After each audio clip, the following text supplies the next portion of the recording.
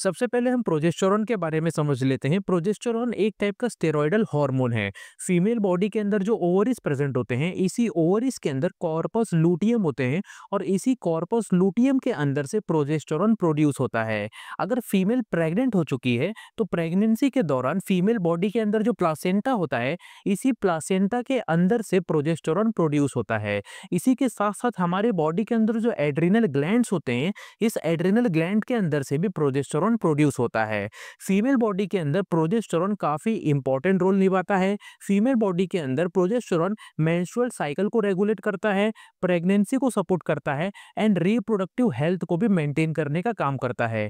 Mail के अंदर भी प्रोजेस्टेरॉन प्रेजेंट होते हैं, लेकिन काफी ज्यादा स्मॉल अमाउंट में। सो ये तो था एक छोटा सा इंट्रोडक्शन अबाउट प्रोजेस्टेरॉन। होप आपको अच्छे तरीके से समझ गया होगा। नेक्स्ट हम फिजियोलॉजिकल रोल ऑफ प्रोजेस्टेरॉन के बारे में समझ लेते हैं, यानी कि प्रोजेस्टेरॉन हमारे बॉडी के अंदर कौन कौन से इंपॉर्टेंट फंक्शन दिखाता है एंड इनका इंपॉर्टेंट रोल क्या होता है, इसके बारे में समझ लेते हैं।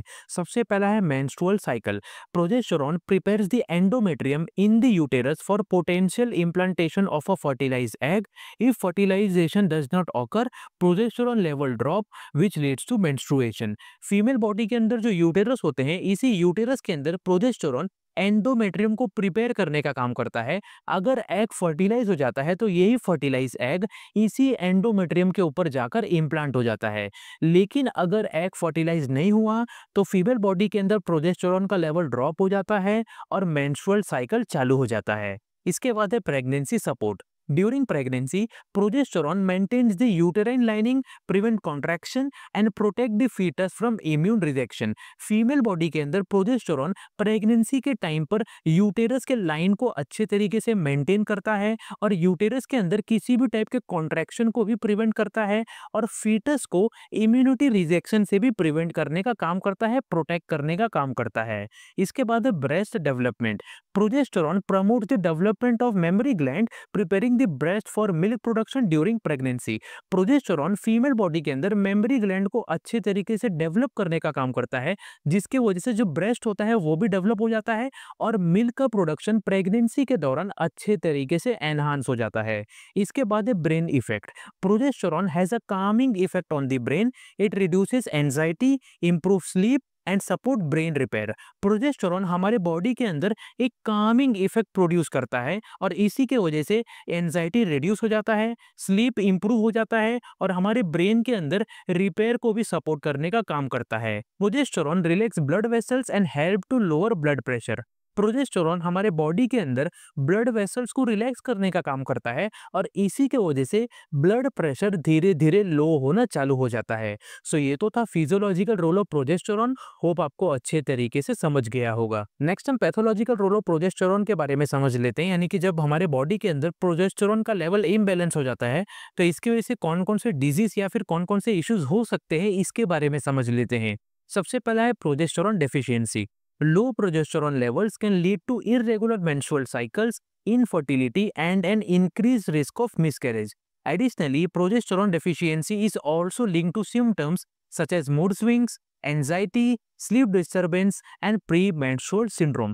जब फीमेल बॉडी के अंदर प्रोजेस्टेरॉन का लेवल काफ़ी ज़्यादा लो हो जाता है तो इसकी वजह से इरेगुलर मेंस्ट्रुअल साइकिल्स होने लगते हैं और फीमेल बॉडी के अंदर इनफर्टिलिटी भी हो सकता है और इसके वजह से फीमेल बॉडी के अंदर मिसकैरेज होने के भी चांसेस रहते हैं। इसी के साथ साथ प्रोजेस्टेरॉन डेफिशिएंसी की वजह से फीमेल बॉडी के अंदर mood swings, anxiety, sleep disturbance and premenstrual syndrome भी दिखाई दे सकते हैं। नेक्स्ट है excess progesterone. High progesterone levels can cause symptoms like bloating, fatigue, dizziness and mood changes. It may also contribute to water retention and breast tenderness, which leads to discomfort. In rare cases, excessively high progesterone levels may be associated with the development of ovarian cyst and adrenal disorders. जब female body के अंदर progesterone का level काफी ज्यादा high हो जाता है तो इसके वजह से bloating, fatigue, dizziness and mood changes जैसे सिम्टम्स दिखाई दे सकते हैं।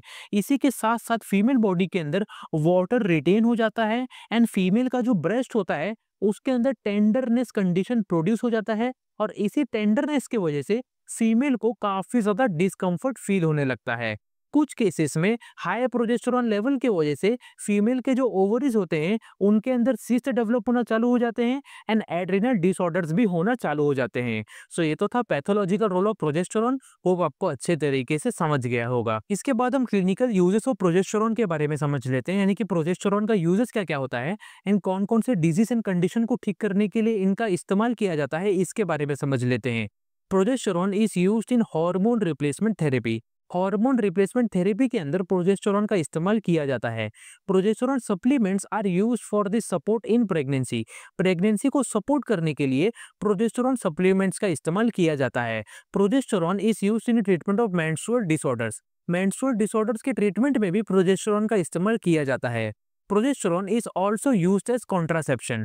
प्रोजेस्टेरॉन का इस्तेमाल कॉन्ट्रासेप्शन की तरह भी किया जाता है। Progesterone is used in treatment of amenorrhoea. Amenorrhoea के ट्रीटमेंट में भी प्रोजेस्टेरॉन का इस्तेमाल किया जाता है। Progesterone is used in treatment of endometrial carcinoma. Endometrial carcinoma के ट्रीटमेंट में भी प्रोजेस्टेरॉन का इस्तेमाल किया जाता है। सो ये तो था clinical uses of progesterone. Hope आपको अच्छे तरीके से समझ गया होगा।